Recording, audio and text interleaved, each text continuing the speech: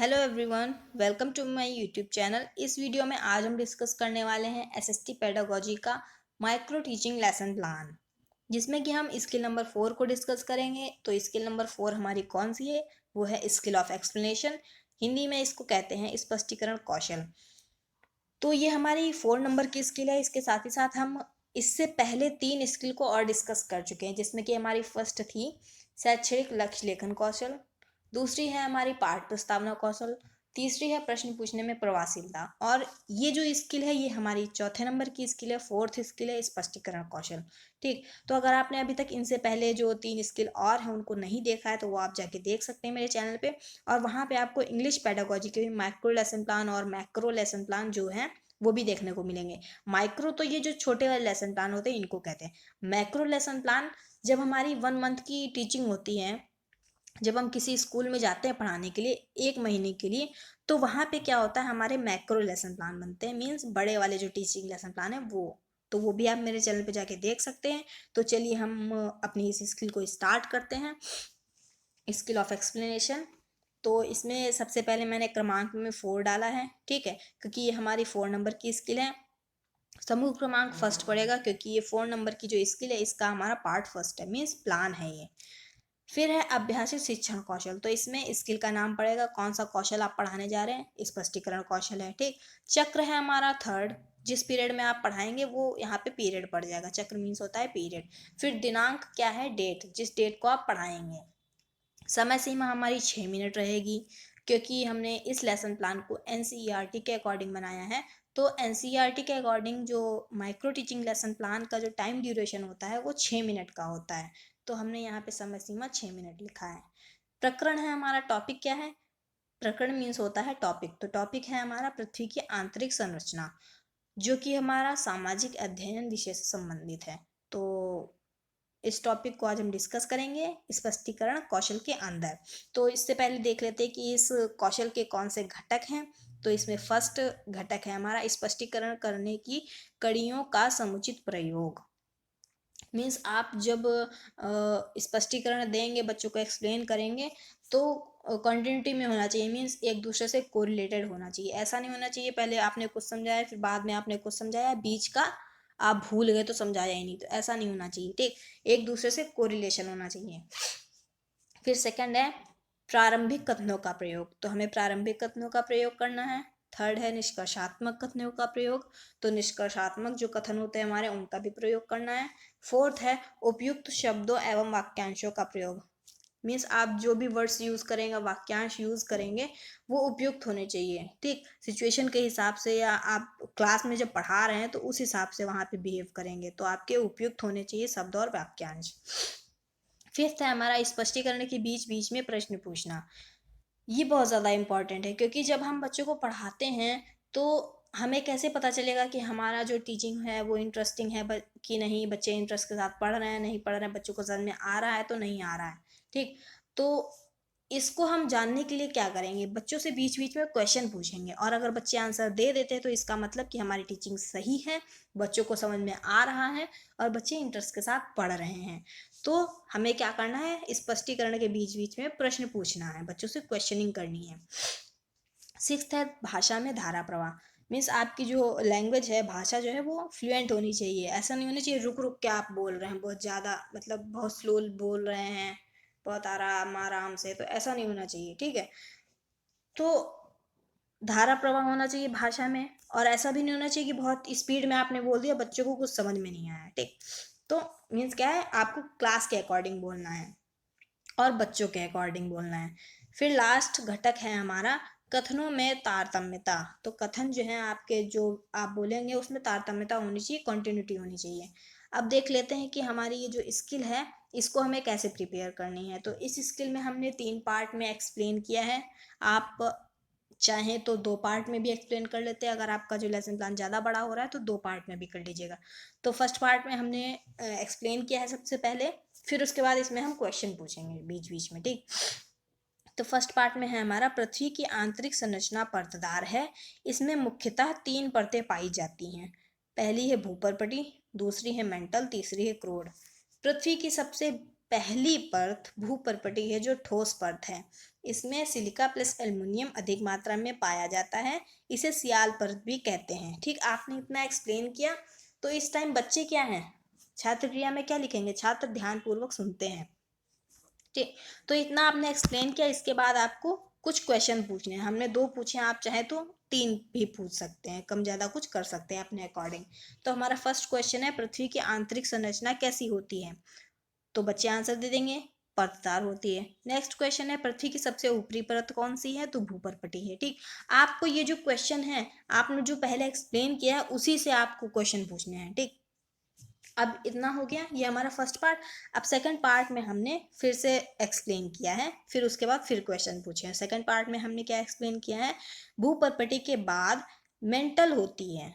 ठीक, तो मेंटल परत होती है, इसमें सिलिका प्लस मैग्नीशियम अधिक मात्रा में पाया जाता है, इसे सीमा परत भी कहते हैं। इस परत की चट्टानें तरल अवस्था में पाई जाती हैं। ठीक, आपने इतना एक्सप्लेन किया। तो इस टाइम बच्चे क्या करेंगे, छात्र ध्यानपूर्वक सुनते हैं, ये छात्र क्रिया में आपको लिखना है।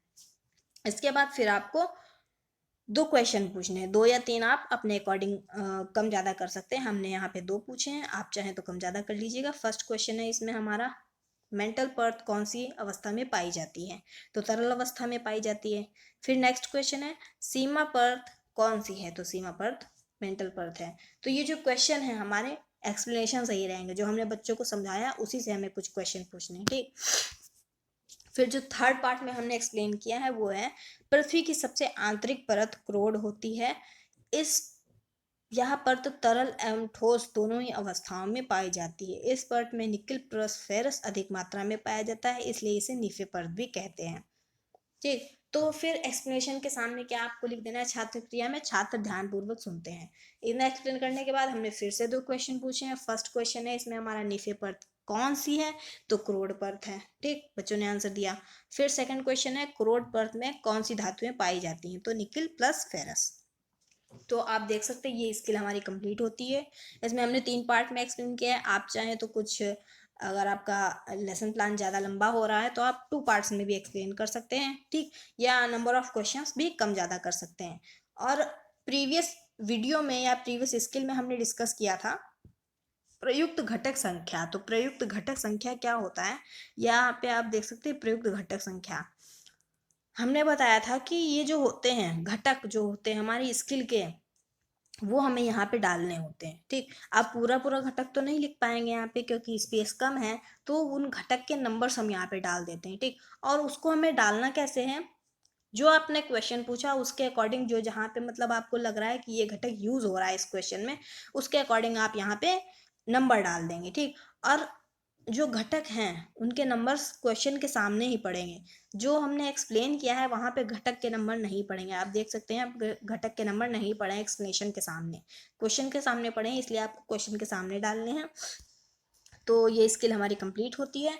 अब हम देख लेते हैं कि इस स्किल में हमें रेटिंग स्केल कैसे प्रिपेयर करनी है। तो रेटिंग स्केल को भी देख लेते हैं। डेट है हमारी, जिस डेट को आप पढ़ाएंगे। विषय सामाजिक अध्ययन रहेगा। अवधि है हमारी 6 मिनट। कक्षा 7 का ये लेसन प्लान है हमारा, जिसमें कि हमारा टॉपिक है पृथ्वी की आंतरिक संरचना, और ये हमारा पाठ है इसलिए पाठ पड़ेगा। अगर आपका ने पुनर्पाठ बनाया है, रीप्लान बनाया है, तो आप रीप्लान डालेंगे।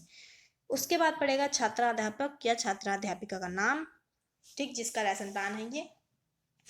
फिर निर्देश, निर्देश आप ज़रूर देखें क्योंकि बिना निर्देश के आपको नहीं समझ में आएगा कि आपको रेटिंग स्केल कैसे प्रिपेयर करनी है।